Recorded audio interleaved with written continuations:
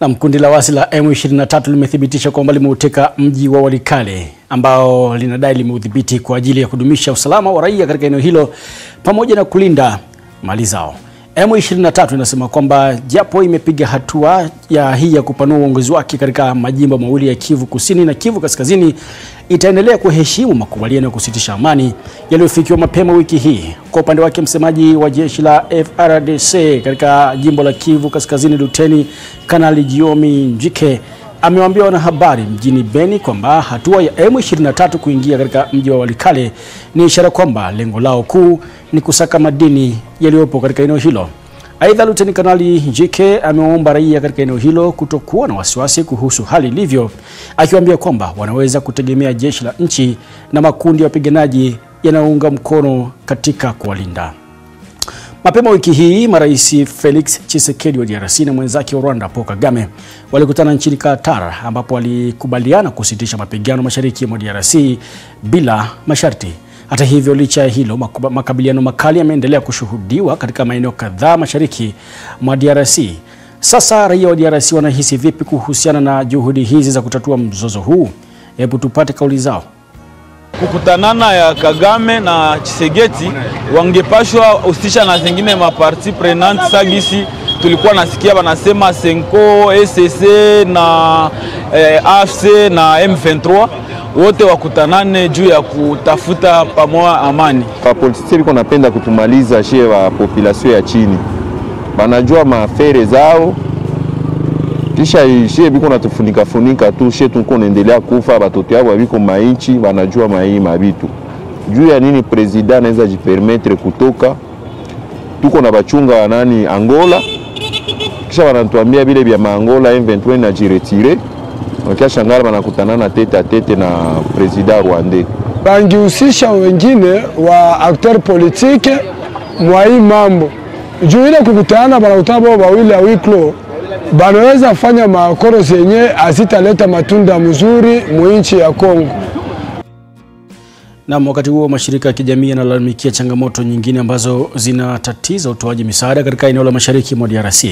Amnesty International na madaktari wasiokuwa na mipaka MSF wamesema kwamba wamekabiliwa na mazingira magumu katika kufanya kazi. Je, hii inaathiri vipi mipango ya kuwahudumia raia walio na uhitaji mkubwa? Tunajadili hayo na mengine mengi usiku huu, na kwa sasa tunaungana naye mchambuzi Godwin Gonde akiwa studio za Dar es Salaam, Tanzania, na hapa Nairobi tunaye vile vile Dr. Nicodemus Minde ambaye ni mchambuzi wa usalama na diplomasia. Tuanze moja kwa moja na Minde. Hebu tuambie, unadhani makubaliano ya kusitisha vita kati ya Rwanda na DRC yaliyotiwa saini kule Qatar yatadumu? Nadhani tunashuhudia michakato mingi ambayo kama itashabiana, nadhani inaweza kuleta changamoto na kutotatua mgogoro.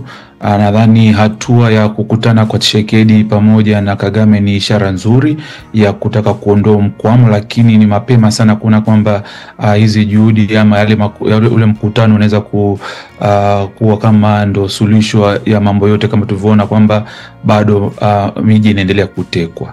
Kwa upande wako Gonde, hebu tuambie, hatua ya M23 kuteka mji wa Walikale kuna maana gani kwa usalama wa mashariki mwa DRC?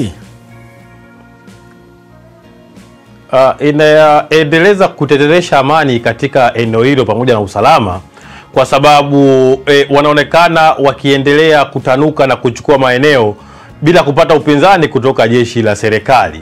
Kwa hiyo manake juhudi za kijeshi kutoka kwa Kongo yenyewe zinaonekana hazitaweza kufua dafu katika kuwazuia, isipokuwa juhudi za kimataifa ikiwemo mazungumzo na vikwazo huenda vikawa ndio muarobaini wakihakikisha kwamba M23 inapunguza mashambulizi yake. Minde, kwa mtazamo wako, kutekwa kwa mji wa Walikale kuna maanisha kwamba yale yote yaliyofanyika pale Qatar hayana maana mashariki mwa Kongo?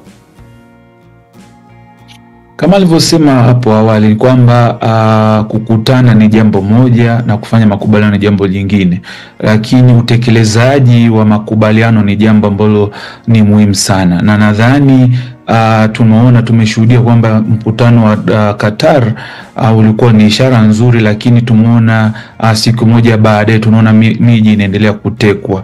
Kwa hiyo utekelezaji wa makubaliano lazima ifuatwe kupitia makubaliano ambayo ni yanayowekwa, ambayo yanaweza kusaidia katika kuondoa kabisa mgogoro pamoja na kuangalia ni nini kiini ya machafuko. Bila hivyo tutaona kwamba utekelezaji utakuwa bado ni mgumu. Gonde, kwa upande wako mzozo huu umekuwa na athari gani kwa uchumi wa miji hiyo mikuu kama Goma na Bukavu, ikizingatiwa kwamba huduma mbalimbali kama za kibenki bado hazijarejea? Athari ni kubwa sana Nkia, kwa sababu mnapotoka kwenye uchumi kuongozwa na serikali kwenda mpaka uchumi kushikiliwa na waasi, manake ina disturb au inaharibu moja kwa moja mzunguko mzima wa fedha katika eneo hilo, na kwamba hata tunaona mashirika ya kimataifa yanashindwa kufanya majukumu yao katika njia ya amani. Ni kumfanya mkongomani anaishi katika maeneo hayo kuonja madhila ya vita, wakati huu ambapo serikali inashindwa kuwatetea moja kwa moja. Kwa hiyo hali ya uchumi ni mbaya, hali ya kibinadamu ni mbaya, na hali ya kiutu kwa ujumla ni mbaya, ambayo inahitaji mwingilio wa haraka sana katika kusaidia kurejesha hali katika hali ya kawaida, au hili ambayo inaweza ikaridhisha. Mimi hebu tuambie, mji wa Walikale upo karibu kabisa na Kisangani, ambapo pia ni njia ya kuelekea mji mkuu Kinshasa. Je, unadhani kwamba azma ya Corneille Nangaa na waasi wale M23 bado ni kuingia na kuteka mji mkuu wa DRC ambao ni Kinshasa kama ambavyo walisema hapo awali? Nadhani mpaka sasa hakuna kauli ya kupinga ile azma yao ya awali ya kutaka kwenda mpaka Kinshasa. Kwa hiyo kama hakuna kauli ya kupinga ile kauli ya awali, nadhani bado azma yao ni bado ni kuendelea na hadi kufika Kinshasa. Ndio maana ni muhimu kwa sasa makubaliano yaweze kuwekwa mapema na kuzingatiwa ili waweze kusitisha azma hii ya kwenda paka Kisangani. Kwani tunaona mwaka 1997 walianza hivi kimzaa mpaka wakafika mjini Kinshasa. Kwa hiyo ni muhimu hatua za kimajadiliano pamoja na kidiplomasia ziendelee kufuata ili kuepusha azma hii ya kufika Kinshasa. Gonde, kwa ufupi sana, mashirika ya kijamii na hata asasi za kiraia zimelalamikia hali mbaya ya kibinadamu. Nadhani hili linakwamisha vipi mchakato huu mzima? Linakwamisha kwa sababu haya mashirika kazi yake ni kumsaidia raia kuishi katika mazingira ya amani, lakini vile vile katika mazingira ya vita. Lakini hali inavyotokea katika maana hiyo tunayoona ni kwamba badala ya hali kuimarika, hali inaendelea kutetereka, na muktadha wa wao kuendelea kuwepo hapo unakuwa mgumu, kwa sababu vita inashindwa kupoa na hali ya kiutu inakuwa mbaya, na inahitaji mwingilio wa haraka sana kuhakikisha kwamba mashirika hayo yanaweza kuendeleza huduma zake na kuweza kuwasaidia Wakongomani. Namshukuru sana Godwin Gonde pamoja na Nicodemus Minde, Dr. huyo. Katika awamu ya kwanza ya mjadala huu tutarudi muda usio mrefu.